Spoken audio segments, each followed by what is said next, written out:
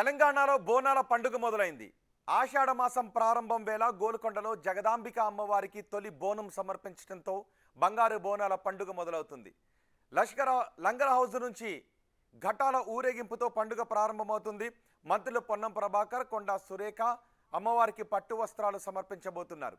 సికింద్రాబాద్, ఉజ్జయిని మహంకాళి అమ్మవారి బోనాలు జూలై 13న, పాత బస్తీలోని లాల్ దర్వాజా సింహవాహిని అమ్మవారి బోనాలు జూలై 20న జరగనున్నాయి.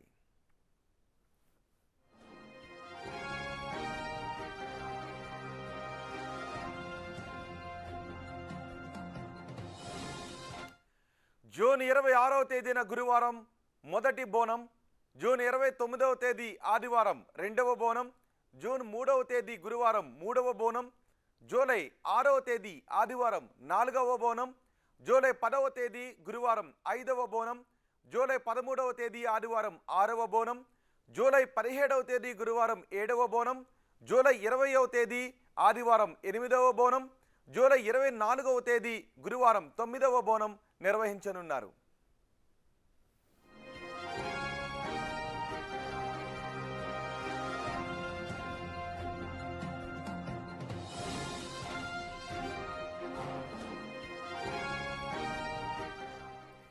గత ఏడాది గోల్కొండ బోనాలలో 25 లక్షల మంది భక్తులు పాల్గొన్నారు. ఈ ఏడాది సంబరాలలో పాల్గొనే భక్తుల సంఖ్య మరింత పెరిగే అవకాశం ఉంటుందని అధికారులు భావిస్తూ ఉన్నారు. భక్తులకు ఎటువంటి ఇబ్బందులు కలగకుండా అన్ని సౌకర్యాలను ఏర్పాటు చేసేలా చూస్తూ ఉన్నారు. ఇందుకోసం ప్రభుత్వం 20 కోట్ల రూపాయలు మంజూరు చేసిందని మంత్రి పొన్నం ప్రభాకర్ చెప్పారు.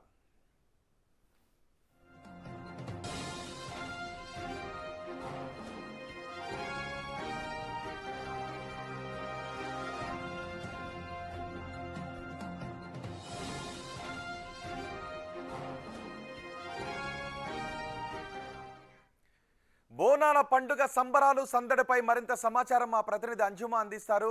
అంజుమా, తొలి బోనం ఎన్ని గంటలకు సమర్పించబోతున్నారు? బోనాల ప్రారంభంతో గోల్కొండ పరిసర ప్రాంతాల్లో ఎటువంటి సందడి వాతావరణం కనిపిస్తోంది? గోల్కొండ పరిసర ప్రాంతాలన్నీ బోనం ఎత్తుకుని వస్తున్నటువంటి భక్తులతో సందడిగా మారిపోయాయి. ఆషాఢ మాసం ప్రారంభమైపోయింది. గోల్కొండ కోటలోని జగదాంబిక ఎల్లమ్మ తల్లికి ఉదయం 5:30 సమయంలో తొలి బోనం సమర్పించడం జరిగింది. అదేవిధంగా కుమ్మర్ల సంఘం తరపున మరి కాసేపట్లో అనేక మంది మహిళలు బోనాలను ఎత్తుకొని కోటపైకి వెళ్ళబోతున్నారు. ఆషాఢ మాసం అంటేనే బోనాల జాతర, డప్పు చప్పుళ్ళు, పోతురాజుల విన్యాసాలు, స్వసత్తుల పూనకాలు, ఇక బోనం ఎత్తుకొని వస్తున్నటువంటి మహిళలతోటి గోల్కొండ పరిసర ప్రాంతాలన్నీ కూడా ఎంతో సందడిగా కలగా మారిపోతాయి. అనేక మంది మహిళలు సుదూర ప్రాంతాల నుంచి అమ్మకు బోనం సమర్పించేందుకు బోనం ఎత్తుకొని వస్తూ ఉంటారు. సో ప్రస్తుతం బోనం ఎత్తుకున్నటువంటి మహిళలు ఉన్నారు. వీరందరూ కూడా కుమ్మర్ల సంఘం తరపున అమ్మవారికి బోనాలను సమర్పించబోతున్నారు. ఇక సుదూర ప్రాంతాల నుంచి అనేక మంది భక్తులు ఇక్కడికి వచ్చి ఇక్కడ ఏర్పాటు చేసినటువంటి స్థలంలో బోనం తయారు చేసి కోట మీద ఉన్నటువంటి అమ్మవారికి సమర్పించబోతున్నారు. ఉదయం నుంచే కోట పరిసర ప్రాంతాలన్నీ భక్తులతోటి సందడిగా మారిపోయాయి. ఇక వచ్చేటువంటి భక్తులకు ఎటువంటి అసౌకర్యం కలగకుండా తెలంగాణ రాష్ట్ర ప్రభుత్వం అన్ని రకాల ఏర్పాట్లను చేయడం జరిగింది. అన్ని శాఖల సమన్వయంతో ఇక్కడ భక్తులకు ఎటువంటి అసౌకర్యం కలగకుండా గత సంవత్సరం జరిగినటువంటి తప్పిదాలు మళ్ళీ పునరావృతం కాకుండా ప్రతి ఒక్క ఏర్పాటును ఎంతో జాగ్రత్తగా చేశారు. ఇక అడుగడుగున పోలీసులు ఉండి శాంతి భద్రతలకు ఎటువంటి భంగం వాటిల్లకుండా కూడా వారందరూ కూడా ఇక్కడ రక్షణగా ఉన్నారు. సో ఒకసారి బోనం ఎత్తుకుని ఉన్నటువంటి మహిళలు ఉన్నారు, వారితో మాట్లాడదాము. మరి బోనం ఎత్తుకునవడం వాళ్ళు ఎన్ని సంవత్సరాల నుంచి ఎత్తుకుంటున్నారు, అమ్మవారికి బోనం సమర్పించడం వారికి ఏ విధంగా అనిపిస్తుంది ఏంటి అనేది కూడా వారి మాటల్లోనే అడిగి తెలుసుకుందాము. నమస్తే అక్క. అక్క, నిజంగా బోనం ఎంత అందంగా ఉంది అని అంటే అమ్మవారి కళ్ళు, ఆ రూపం అదంతా కూడా నిజంగా చాలా చూడముచ్చటగా ఉంది. ఎన్ని సంవత్సరాల నుంచి మీరు గోల్కొండ ఎల్లమ్మ తల్లికి బోనం సమర్పిస్తున్నారు? గోల్కొండ తల్లి ఎల్లమ్మకు ఇక్కడ జగదాంబిక అమ్మవారికి గత 400 సంవత్సరాల నుంచి మా కుమ్మరి వాళ్ళే తొలి బోనం ఎక్కిస్తారు. అది పొద్దున్న 4:30 వరకే ఎక్కిచ్చేస్తారు.